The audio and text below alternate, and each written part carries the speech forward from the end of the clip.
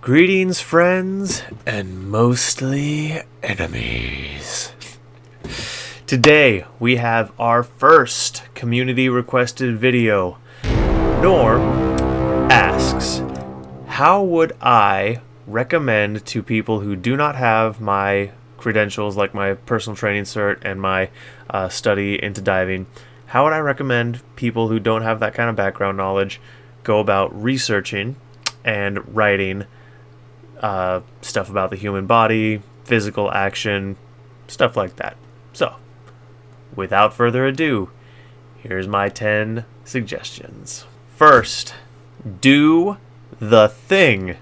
No matter what it is, if you're writing about it, you should try to go do it within reason.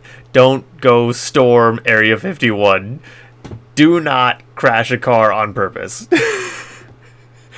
Okay? But if it's safe, if you can do it legally, and it's not like insanely expensive, go do the thing.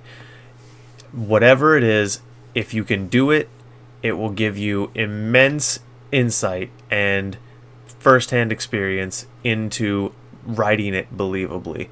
The difference between thinking you know what it's like to shoot a gun and then going and actually shooting a gun is, trust me, if you haven't shot a gun, you don't know what it's like to shoot a gun. Likewise, if you haven't jumped off a bridge bungee jumping, you don't know what it's like to jump off a bridge bungee jumping. Go do the thing. Your writing will thank you, and your audience by connection. Number dos. If you can't do, watch.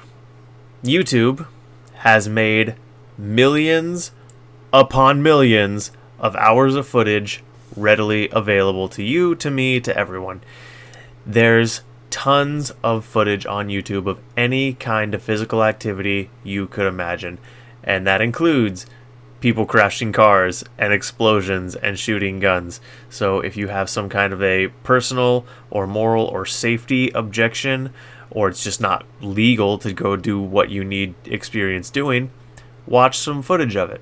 I guarantee you'll be able to get some insight from it. Okay. The only other thing I would caution with this idea, with this study method, is that you need to verify credentials if you're watching footage put together or interviews of experts. Especially in the world of martial arts, there's an entire world of fake martial artists, people that, do this kind of stuff and their students in their dojo fall over. It's fake. It's not a thing. Make sure you Google the experts you're taking advice from. If you're watching tournament footage, Google the tournament, see if it actually happened.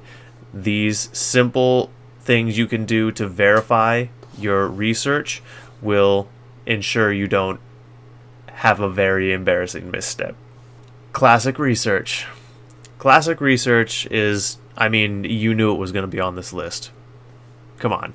But it needs to be said because it's so irreplaceable in that you can find cutting-edge information that isn't on the health websites, that isn't talked about on health blogs and podcasts and whatnot. By going and reading the research firsthand, you see the latest stuff we are finding out about the human body, and you get that first-hand, undiluted information that is critical in knowing what you're talking about and being able to communicate that stuff clearly. It's invaluable. If you don't know a place to go to get research firsthand, I'm going to recommend to you the National Center for Biotechnology Information, NCBI. You can Google it. They have all kinds of fascinating studies on there. I read a lot of stuff on their website. It's really, really cutting edge stuff a lot of the time, and you can't find it sometimes anywhere else. So definitely a good place to go. Number 4, speak with your experts. If you have a college nearby or someplace that does the physical activity that you're writing about, whether that's martial arts or maybe there's a gun club somewhere near you and you're trying to write about firearms believably, go talk to them. A lot of the people that do these kinds of things, They do them because they love them. And people that love doing X thing like talking about X thing. Now, again, this bears the same consideration. You need to make sure you're talking to people who know what they're talking about. And that can be tricky when you're doing it in real life. It's much harder to, Google someone while you're talking to them. But in general, going and talking to people can be a great source of information, especially if it is then augmented with my first tip, which is doing the thing. See what's possible. You would be surprised just what crazy BS human beings have survived and done. You would think that no one can survive falling out of a plane until you Google it and find out multiple people have. You would think being frozen in solid ice is a death sentence until you Google Wim Hof. So, my suggestion is Google world records, Google what people have survived, Google the craziest thing you can think of to see if humans can do it, and find out if humans have done it. And you might be surprised at what humans are actually capable of doing. I know I have been. 6. This isn't really a research tip so much as a writing tip, but don't be afraid to stretch the truth. We're writers. People expect us to take some artistic license. If you Google the bench press record of all time and it was 1,000 pounds, no one is going to be surprised that you wrote a character that could bench 1,010. If someone has survived getting shot 30 times and your main villain somehow survived 40 times to come back and be a villain in the sequel, no one's going to be surprised. Using reality as a guide is a great tip. And as long as you stay grounded in reality and the rules of physics and, common sense, you will maintain believability and credibility. Don't make assumptions. You know the old saying, I know the old saying. It's kind of crass, so I'm not going to repeat it. But it's true. Don't make assumptions. If you're not 100% sure that what you wrote is believable, if you're not 100% sure that what you wrote is based in fact or reality, double check it, research it, check with a critique partner or a beta reader or a local expert or, any of the other research tips I've given you.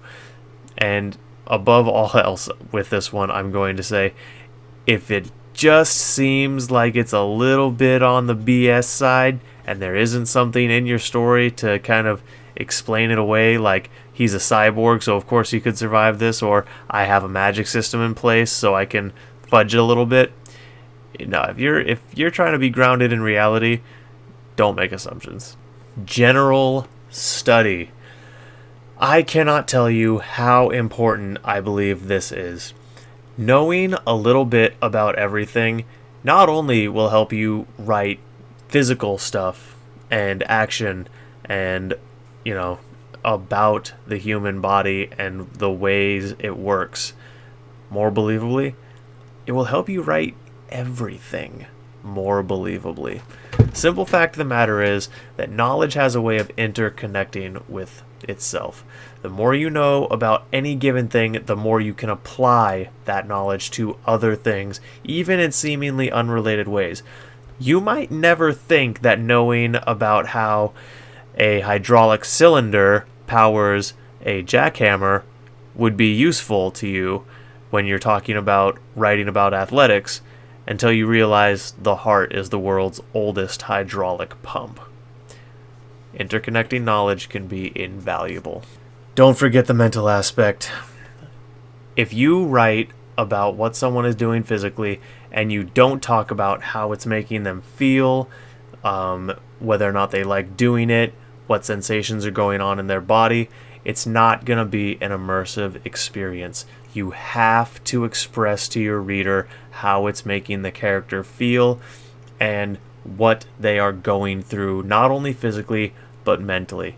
Everyone knows that lifting a heavy thing is a strain on your muscles. Everyone knows that running a long distance makes your legs burn. Not many people understand the mental toughness it takes to power through those things. Not everyone understands what it's like to live through something that's incredibly painful, like third-degree burns. write about the mental aspect. Be creative. Look, at the end of the day, we're writers. Like I said earlier, take some artistic license. If you just endeavor to be creative and tell a good story, you'd be amazed how much BS your audience will let you get away with.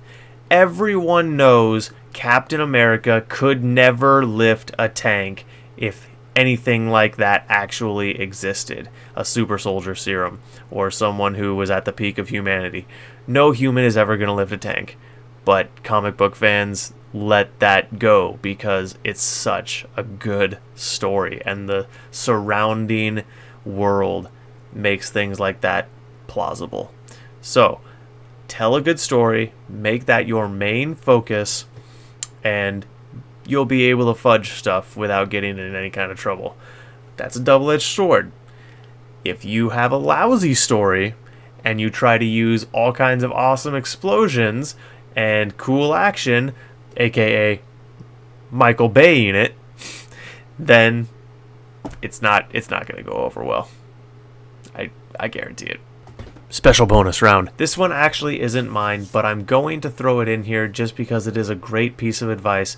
Another author here on YouTube by the name of Jenna Moreci, whose novel The Savior's Sister I'm going to be reviewing, likes to give this piece of advice. Get all up inside your body. And this kind of relates to stuff I said earlier, but it really is about thinking about how you would be feeling in X situation. If you punch a wall, your fist is going to hurt. Describe how that would feel. If you're running a super long distance and you're burning and your heart hurts and your breathing is burning your throat and you just can't stop for whatever reason, talk about the mental struggle. It will make the writing so much more believable. Guys, like I said, this was my first community requested video, and I would absolutely love to do more. So if you have something that you would like me to cover, drop it in the comments. I would absolutely love to do that for you. Also, if you would like to watch the video that prompted this, I'm going to link that in the description as well as at the end of this video. And I will see you guys next time. Like, share, subscribe, do the thing, and I'll catch you guys later.